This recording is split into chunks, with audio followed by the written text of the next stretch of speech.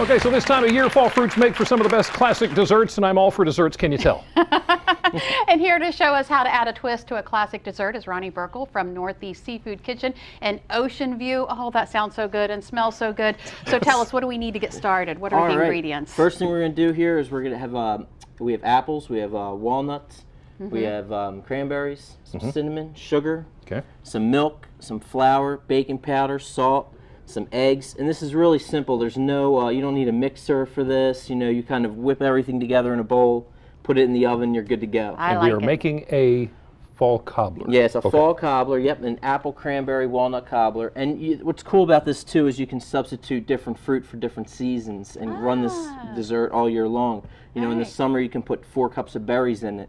And, you know, kind of do your own thing. If you want to use some brown sugar instead of white sugar, you can do that too. All right, let's get started. All right, what you're going to do is pour the milk in, the eggs in. Okay.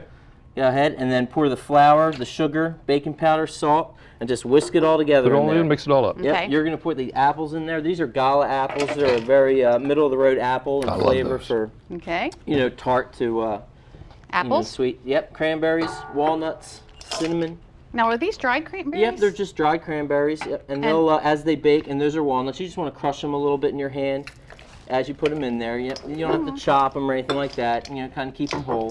And with the Gala apple too, we keep the skin on because that's okay for that apple. I guess I'm not a very good chef because I'd call it a gala. What do I know? Gala apple, Gala apple.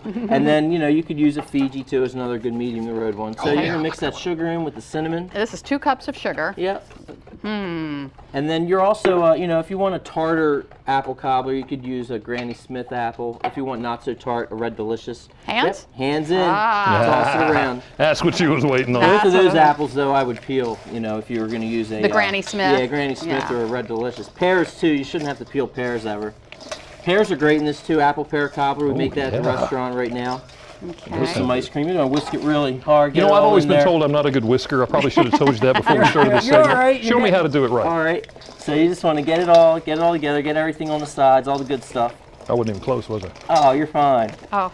And then it'll get consistent just like that. So this is a good batter right here. So then we're going to pour our 2 sticks of melted butter right here. Into the pan. Into the pan. You don't have to spray the pan or anything like that. You just want to make sure you get the butter in there. Then you're going to pour the batter into the butter. Everything in there? Yep, and use the rubber spatula. Make sure you get it all in there. Put the batter into the butter. Right in there, yep. And you don't mix the butter into the batter once it's in there. That's all you do for taste that. this one here Yeah. while we're waiting.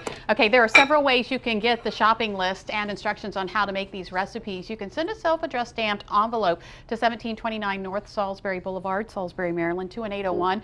You can go to our website, delmarvalife.com, or call us 443-880-9116. All right, and then we're just going to top I have to taste it first. Yeah, go ahead. You're going to top the apples right on top and just kind of mix them around. The whole thing, you know, make sure they're covering everywhere. But you don't actually mix. You don't mix it in, yep. You just kind of put it around like that. And the cake will actually bake around the fruit and everything you'll see. And the butter acts as, you know, it keeps it non-stick and it also gives it a lot of flavor. So what temperature do we bake it? 350 for 1 hour. For 1 hour? Boy, I'm glad you said that because you know what? There just happens to be one right here. There you go. How does that happen, huh? TV magic. Who'd have thunk? Oh, this looks good. Oh my goodness! Really Hurry up and dish that up so I this can is a taste great, it. you know, dessert for Thanksgiving coming up, Christmas, whatever you want to do with it, with the cranberries, it's great. Yep. So you just cut a little piece in here, and then you could use, you know, vanilla ice cream would be great with this. Oh my goodness! I'm gonna make a mess here. That's okay. Advise you right off the bat here. We'll just eat it right off of the counter there. Lisa, this is yours. Oh, there you go. And that's mine. I gotta get some cranberry in there. I will. And just in case you think it's hot, it is. Yeah, very, very hot. But so worth it.